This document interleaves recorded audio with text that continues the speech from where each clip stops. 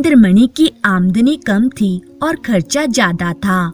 वे अपने बच्चे के लिए दाई का खर्च ना उठा सकते थे, लेकिन एक तो बच्चे के स्वास्थ्य की चिंता और दूसरा अपने बराबर वालों से कम ना दिखना दाई को घर में रखे रहने के खर्च को सहने पर मजबूर करता था। उनका बच्चा रुद्र दाई को बहुत चाहता था, हरदम उसके गले का हार बना रहता था, इसलिए दाई और भी जरूरी मालूम होती थी। शायद इसी कारण इंद्रमणि दाई को जवाब देने का साहस नहीं कर पा रहा था। बूढ़ी दाई उनके यहाँ 3 साल से नौकर थी। उसने उनके इकलौते लड़के का लालन पालन किया था। वे अपना काम बड़ी मुस्तैदी और परिश्रम से करती थी, इसलिए उसे निकालने का कोई बहाना मुंशी इंद्रमणि के पास नहीं था और व्यर्थ में उसे निकालना इंद्रमणि जैसे भले आदमी के स्वभाव के विरुद्ध था। पर उसकी पत्नी सुखदा इस संबंध में अपने पति से सहमत ना थी। उसे संदेह था कि दाई उन्हें लूट लेती है, इसलिए सुखदा उससे घर के छोटे मोटे काम भी करवा लेती थी। जब दाई बाजार से लौटती तो सुखदा दालान में छिपी रहती, यह देखने के लिए कि कहीं दाई आटा या लकड़ी तो नहीं छुपाकर रख देती। सुखदा उसकी लाई हुई चीजों को घंटों देखती, उससे पूछताछ करती। वे बार बार पूछती, इतना ही क्यों लाई? क्या भाव है इसका? क्या इतना महंगा हो गया? दाई कभी तो इन प्रश्नों का उत्तर नम्रता पूर्वक देती, किंतु जब कभी सुखदा ज्यादा तेज हो जाती तो वह भी करारा जवाब दे देती थी। शफ्तें खाती, सफाई की शहादतें पेश करती, वाद विवाद में घंटों लग जाते थे। रोज घर में यही कलेश रहता था और दाई के रोने धोने के साथ ही खत्म होता था। दाई का इतनी सख्तियां झेल कर भी उनके घर में पड़े रहना सुखदा के संदेह को और भी मजबूत करता था। उसे कभी विश्वास नहीं होता था कि यह बुढ़िया उनके घर में केवल बच्चे के प्रेम की वजह से ही पड़ी हुई है। सुखदा को ऐसा कभी भी नहीं लगा कि दाई उनके घर में केवल इसीलिए है क्योंकि वे उसके बच्चे को बहुत प्रेम करती है। संयोग से एक दिन दाई को बाजार से लौटने में जरा देर हो गई।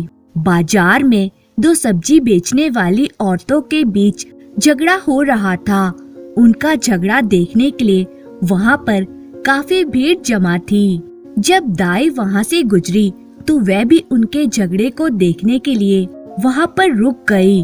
2 औरतों का झगड़ा होते देख लोगों का बहुत ही मनोरंजन हो रहा था। दाई भी उनका झगड़ा देखने के लिए वहीं पर रुक गई और उसे समय का ध्यान ही न रहा। यकायक जब 9 के घंटे की आवाज कान में आई तो दाई चौंक पड़ी और तेज कदमों से घर की ओर चल पड़ी। समय पर दाई के घर पर ना लौटने की वजह से सुखदा भरी बैठी थी। दाई को देखते ही त्योरी बदल कर बोली, क्या बाजार में खो गई थी? दाई विनय पूर्ण भाव से बोली, एक पड़ोस में काम करने वाली नौकरानी से भेंट हो गई। वह बातें करने लगी। उसका यह जवाब सुनकर सुखदा और भी चिढ़कर बोली, यहाँ दफ्तर जाने को देर हो रही है और तुम्हें सैर सपाटे की सूझती है। परंतु दाई ने इस समय कुछ ना कहना ही ठीक समझा। जैसे वह बच्चे को गोद में लेने चली, सुखदा ने झिड़क कर कहा, रहने दो, तुम्हारे बिना मेरा बच्चा व्याकुल नहीं हो रहा है। दाई ने इस बात को मानना आवश्यक नहीं समझा। मालकिन का क्रोध ठंडा करने के लिए इससे उपयोगी और कोई उपाय ना सूझा। उसने रुद्र को इशारे से अपने पास बुलाया। वह दोनों हाथ फैलाए लड़खड़ाता हुआ उसकी ओर चला। दाई ने उसे गोद में उठा लिया और दरवाजे की तरफ चल पड़ी, लेकिन सुखदा बाज की तरह चपटी और रुद्र को उसकी गोदी से छीन कर बोली, तुम्हारी यह धूर्तता बहुत दिनों से देख रही हूँ। यह तमाशे किसी और को दिखाइयो। दाई रुद्र पर जान देती थी और समझती थी कि सुखदा इस बात को जानती है। उसकी समझ में सुखदा और उसके बीच ये ऐसा मजबूत संबंध था जिसे साधारण झटके तोड़ न सकते थे। यही कारण था कि सुखदा के कटु वचनों को सुनकर भी उसे यह विश्वास ना होता था कि सुखदा उसे निकालने पर तुली हुई है। सुखदा ने कुछ बातें ऐसी कठोरता से कही और रुद्र को ऐसी निर्दयता से छीन लिया कि दाई से सहन ना हो सका। बोली, मालकिन, मुझसे कोई बड़ा अपराध तो नहीं हुआ, मैं बस आधा घंटा ही तो देर से आई हूँ। इस पर आप इतना बिगड़ रही हैं, तो साफ क्यों नहीं कह देती कि दूसरा दरवाजा देखो। नारायण ने पैदा किया है तो खाने को भी देगा, मजदूरी का अकाल थोड़ी ही है। सुखदा ने कहा, तो यहाँ तुम्हारी परवाह ही कौन करता है? तुम्हारी जैसी नौकरानियाँ गली गली ठोकरे खाती फिरती हैं। दाई ने जवाब दिया, हाँ, नारायण आपको कुशल से रखें। नौकरानी और दाइयाँ आपको बहुत मिलेंगी। मुझसे जो कुछ अपराध हुआ हो क्षमा कीजिएगा, मैं जाती हूँ। सुखदा कहती है, मालिक के पास जाकर अपना हिसाब कर लो। इस पर दाई कहती है, मेरी तरफ से उन पैसों की रुद्र बाबू को मिठाइयाँ मंगवा दीजिएगा। इतने में इंद्रमणि भी बाहर से आ गए और पूछने लगे, क्या हुआ? दाई ने कहा, कुछ नहीं मालिक, मालकिन ने जवाब दे दिया है, घर जा रही हूँ। इंद्रमणि गृहस्थी के जंजाल से इस तरह बचते थे जैसे कोई नंगे पैर वाला मनुष्य कांटों से बचे। उन्हें सारे दिन एक ही जगह खड़े रहना मंजूर था, पर कांटों में पैर रखने की हिम्मत ना थी। खिन्न होकर बोले, बात क्या हुई? सुखदा ने तिनक कर कहा, मुझे तो अब इसकी कोई जरूरत नहीं है। तुम्हें ये बहुत प्यारी है तो ले जाकर गले से बांध लो। मेरे यहाँ तो इसकी जरूरत नहीं है। दाई घर से निकली तो आंखें डबडबाई हुई थी। हृदय रुद्र के लिए तड़प रहा था। उसका जी चाहता था कि एक बार बालक को लेकर वह प्यार कर ले, पर यह अभिलाषा लिए हुए ही उसे घर से बाहर निकलना पड़ा। रुद्र दाई के पीछे पीछे दरवाजे तक आया, पर दाई ने जब दरवाजा बाहर से बंद कर दिया तो वह मचलकर जमीन पर लेट गया और अन्ना अन्ना कहकर रोने लगा। सुखदा ने उसे पुचकारा, प्यार किया, गोद में लेने की कोशिश की, मिठाई देने का लालच दिया, मेले दिखाने का फायदा किया। इससे जब काम ना चला तो बंदर, सिपाही और हवा की धमकी दी, पर रुद्र ने वह रौद्र रूप धारण किया कि किसी तरह चुप ना हुआ। यहाँ तक कि सुखदा को क्रोध आ गया, बच्चे को वहीं छोड़ दिया और आकर घर के काम में लग गई। रोते रोते रुद्र का मुंह और गाल लाल हो गए, आंखें सूज गई। निदान वह वहीं जमीन पर सिसकते सिसकते सो गया। सुखदा ने समझा था कि बच्चा थोड़ी देर में रो धोकर चुप हो जाएगा, पर रुद्र ने जागते ही अन्ना की रट लगानी शुरू कर दी। 3 बजे इंद्रमणि दफ्तर से आए और बच्चे की यह दशा देखी तो पत्नी को आंख दिखाते हुए रुद्र को गोद में उठा लिया और उसे बहलाने लगे। जब अंत में रुद्र को यह विश्वास हो गया कि दाई मिठाई लेने गई है, परंतु शाम होते ही उसने फिर चीखना शुरू किया, अन्ना मिठाई ला। इस तरह 2-3 दिन बीत गए। रुद्र को अन्ना की रट लगाने और रोने के सिवा और कोई काम न था। वे शांत कुत्ता जो रुद्र की गोद से एक क्षण के लिए भी नहीं उतरता था, वह मौन बिल्ली जिसे ताक पर देखकर वह खुशी से फूला ना समाता था, वह पंखहीन चिड़िया जिस पर वह जान देता था, सब उसके मन से उतर गए। वह उनकी तरफ आंख उठाकर भी ना देखता। अन्ना जैसी जीती जागती, प्यार करने वाली, गोद में लेकर घुमाने वाली, थपक थपक कर सुलाने वाली, गा गा कर खुश करने वाली चीज का स्थान उन निर्जीव चीजों से पूरा ना हो सकता था। वह अक्सर सोते सोते चौंक पड़ता, अन्ना अन्ना पुकार कर हाथों से इशारा करता, मानो उसे बुला रहा है, अन्ना की खाली कोठरी में घंटों बैठा रहता। उसे आशा होती कि अन्ना यहाँ आती होगी। इस कोठरी का दरवाजा खुलते सुनता तो अन्ना अन्ना कहकर दौड़ता, समझता कि अन्ना आ गई। उसका भरा हुआ शरीर घुल गया, गुलाब जैसा चेहरा सूख गया। माँ और बाप उसकी मोहिनी हंसी के लिए तरसकर रह जाते थे। यदि बहुत गुदगुदाने या छेड़ने से हंसता भी तो ऐसा जान पड़ता था कि दिल से नहीं हंसता, केवल दिल रखने के लिए हंस रहा है। रुद्र को अब दूध से प्रेम ना था, न मिश्री से, न मेवे से, न मीठे बिस्कुट से। उनमें मजा तब था जब अन्ना अपने हाथों से खिलाती थी। अब उनमें मजा नहीं था। 2 साल का लहलहाता हुआ सुंदर पौधा मुरझा गया। वह बालक जिसे गोद में उठाते ही नरमी, गर्मी और भारीपन का अनुभव होता था, अब सूख कर कांटा हो गया। सुखदा अपने बच्चे की यह दशा देखकर भीतर ही भीतर कुढ़ती, अपनी मूर्खता पर पछताती। इंद्रमणि जो शांति प्रिय आदमी थे, अब बालक को गोद से अलग ना करते थे। उसे रोज साथ हवा खिलाने ले जाते थे, रोज नए खिलौने लाते थे, पर रुद्र उन खिलौनों को देखकर खुश नहीं होता था। दाई के बिना रुद्र को चारों ओर सन्नाटा दिखाई देता था। सुखदा ने नई दाई तीसरे दिन ही रख ली थी, पर रुद्र उसकी सूरत देखते ही मुंह छिपा लेता था, मानो वह कोई डायन या चुड़ैल हो।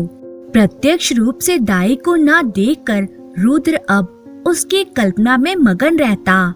जहाँ उसे अन्ना चलती फिरती दिखाई देती थी, उसकी वह गोद थी, वही स्नेह, वही प्यारी प्यारी बातें, वही प्यारे गाने, वही मजेदार मिठाइयाँ, वही सुहावना संसार, वही आनंदमय जीवन।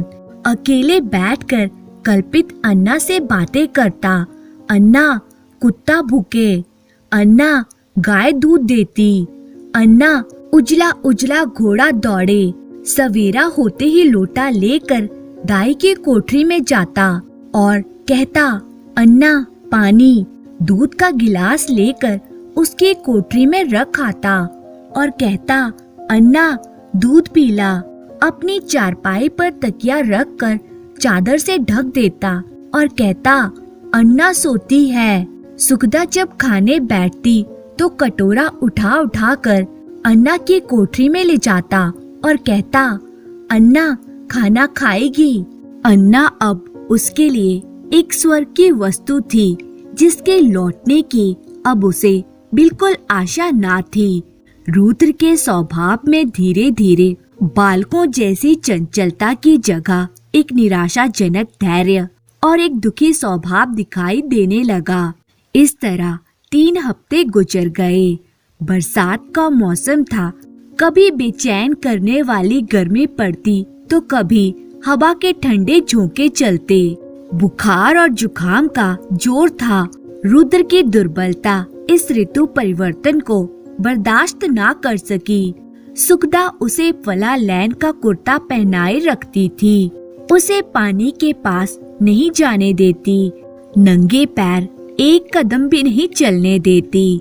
पर सर्दी लग ही गई। रुद्र को खांसी और बुखार आने लगा।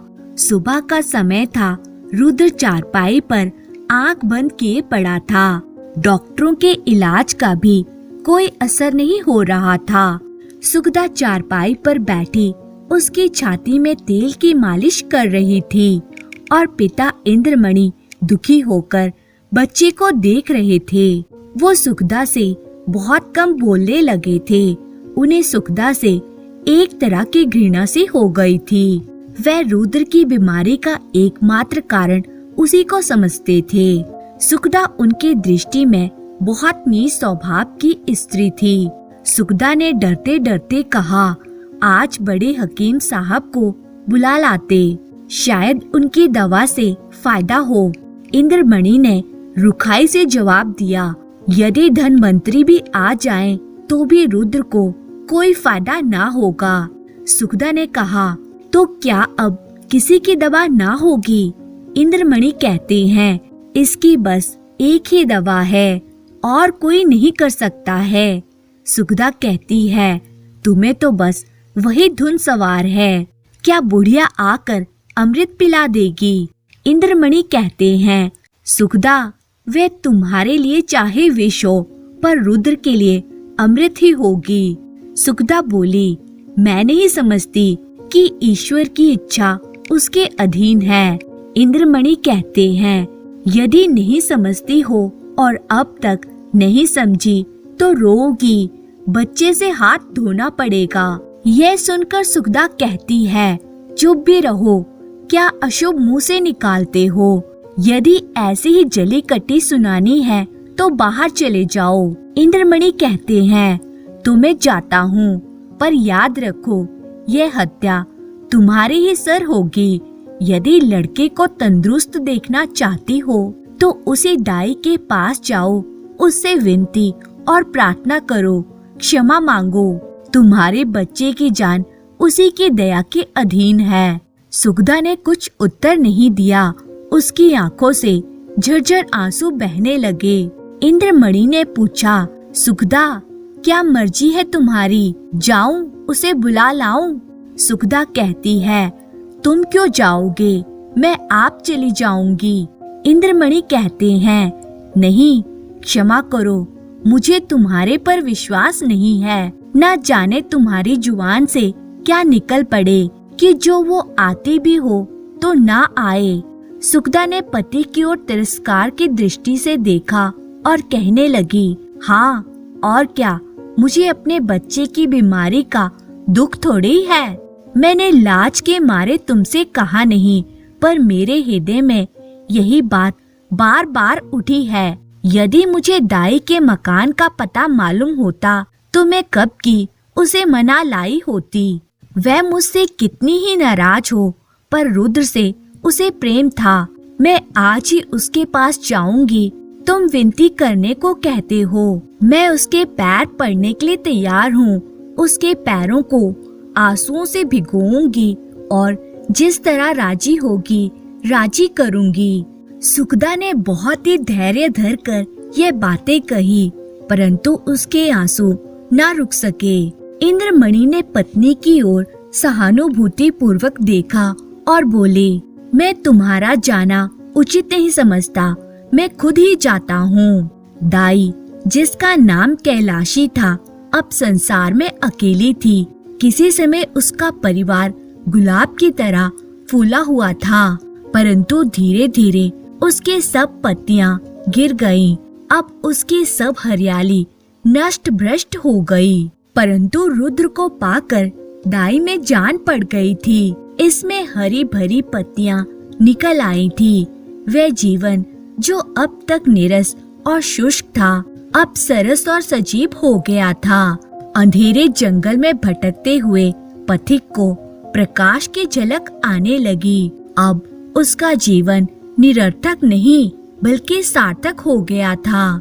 कैलाशी रुद्र की भोली भाली बातें सुनकर उस पर मोहित हो जाती थी, पर वह अपना स्नेह सुखदा से छिपाती थी, इसलिए कि माँ के हृदय में द्वेष न हो।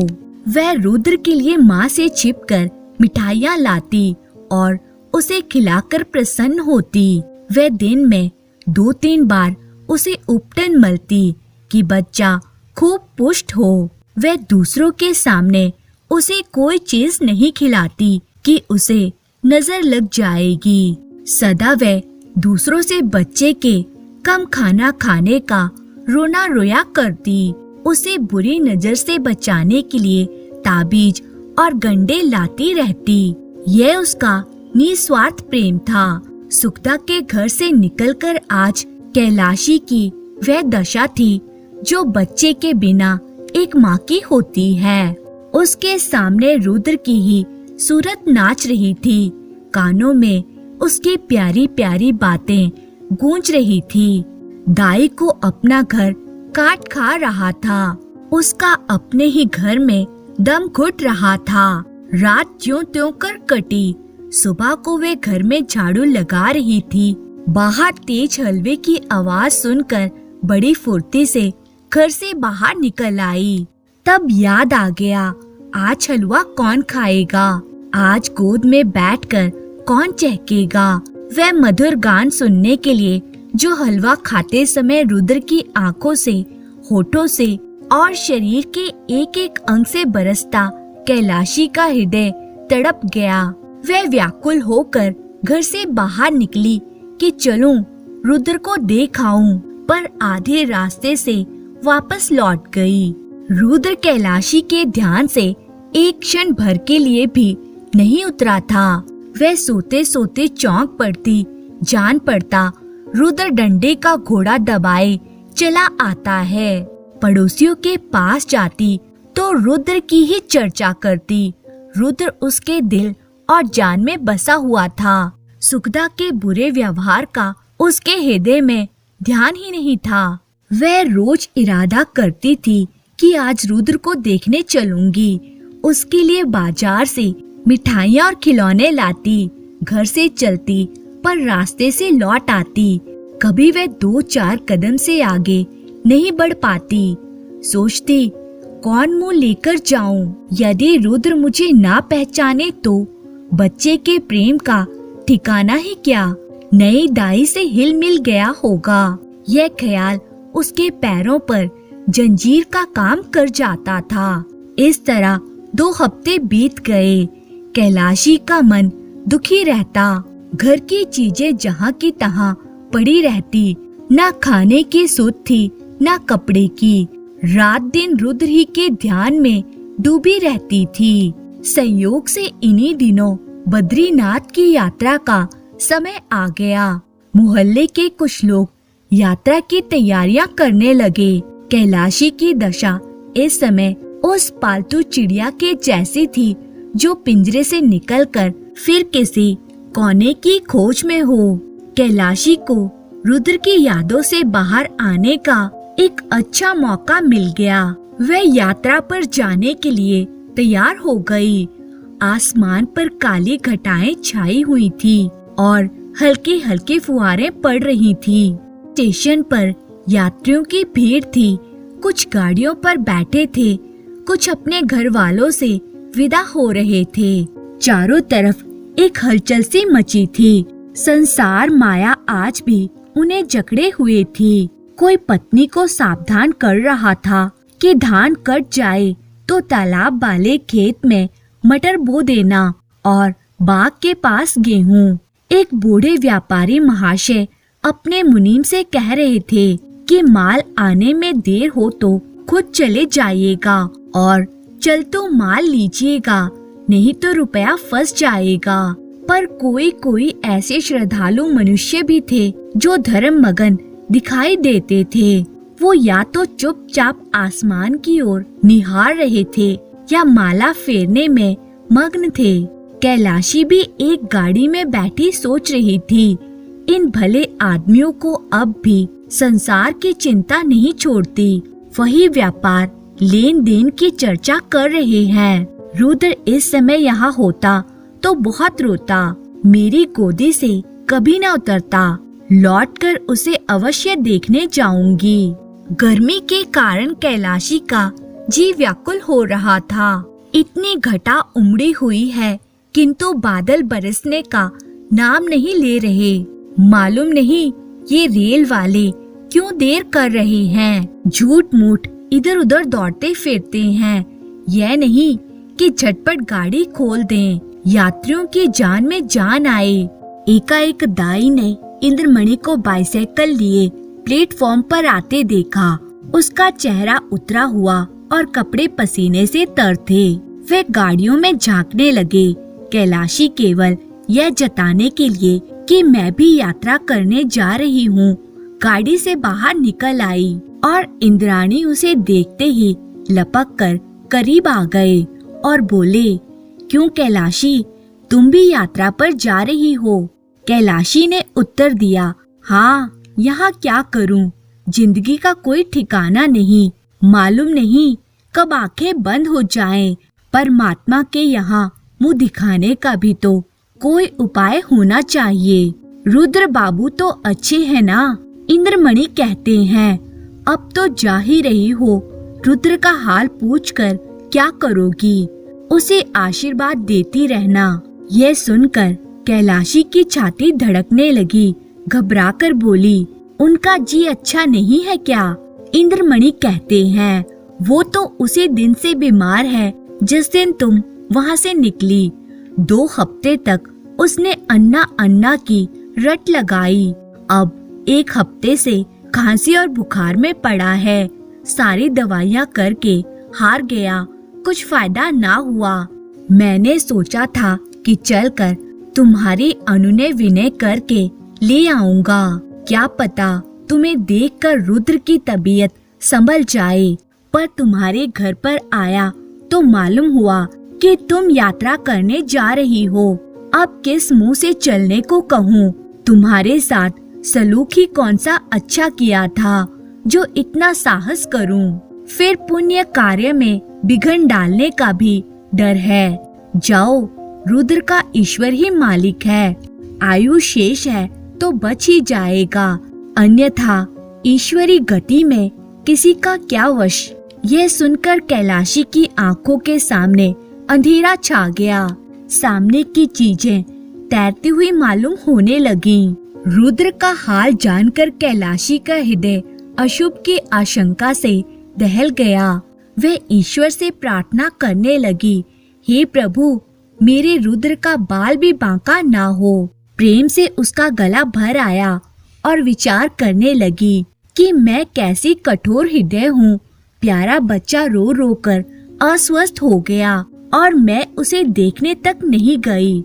सुखदा का स्वभाव अच्छा नहीं, ना सही, किंतु रुद्र ने मेरा क्या बिगाड़ा था कि मैंने माँ का बदला बेटे से लिया। ईश्वर मेरा अपराध क्षमा करे। प्यारा रुद्र मेरे लिए तड़प रहा है।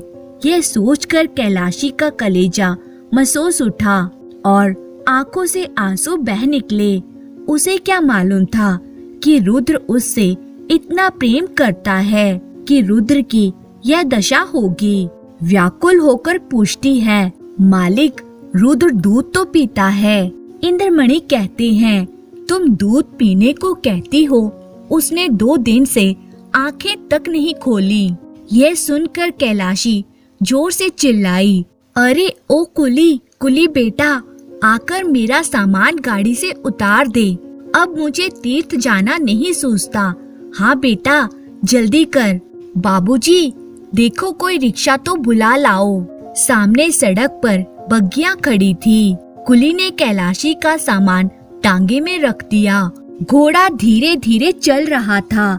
कैलाशी बार बार झुंझलाती थी और टांगे वाले से कहती थी, बेटा जल्दी कर, मैं तुझे कुछ ज्यादा दे दूंगी। रास्ते में मुसाफिरों की भीड़ देखकर उसे क्रोध आता था।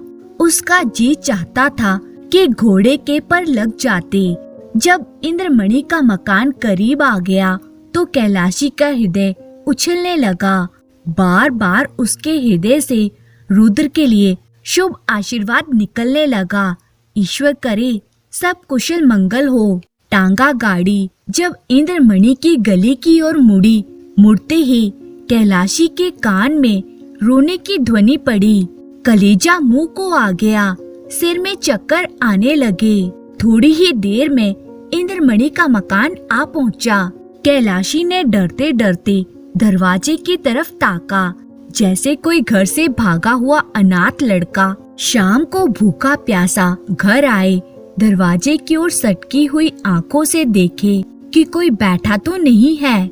दरवाजे पर सन्नाटा छाया हुआ था। कैलाशी को जरा ढांढस हुआ। घर में बैठी तो देखा नई दाई रोटी पका रही थी। हृदय में बल का संचार हुआ। सुखदा के कमरे में गई तो उसका हृदय कांप रहा था। सुखदा रुद्र को गोद में लिए दरवाजे की ओर एकटक ताक रही थी। वह दुख और करुणा की मूर्ति बनी हुई थी। कैलाशी ने सुखदा से कुछ नहीं पूछा। रुद्र को उसकी गोदी से लिया और उसकी तरफ सजल नयनों से देखकर कहा, बेटा रुद्र, आंखें खोलो। रुद्र ने आंखें खोली। क्षण भर दाई को चुपचाप देखता रहा। तब यकायक दाई के गले से लिपटकर बोला, अन्ना आई, अन्ना आई। रुद्र का पीला मुरझाया हुआ चेहरा खिल उठा, जैसे बुझते हुए दीपक में तेल पड़ गया हो। ऐसा मालूम हुआ मानो वह कुछ बढ़ गया। एक हफ्ता बीत गया। सुबह का समय था। रुद्र आंगन में खेल रहा था। इंद्रमणि ने बाहर से आकर उसे गोद में उठा लिया और प्यार से बोले, तुम्हारी अन्ना को मारकर भगा दें। रुद्र ने मुंह बनाकर कहा, नहीं, रोएगी। कैलाशी बोली, क्यों बेटा, तुमने तो मुझे बद्रीनाथ नहीं जाने दिया। मेरी यात्रा का पुण्य फल कौन देगा? इंद्रमणि ने मुस्कुराकर कहा, तुम्हें उससे कहीं अधिक पुण्य हो गया। यही तीर्थ महातीर्थ है। दोस्तों, आज की कहानी आपको कैसी लगी कमेंट करके जरूर बताएं। और अगर आपको कहानी अच्छी लगी हो तो इसे लाइक करके चैनल को सब्सक्राइब जरूर कर लें। धन्यवाद।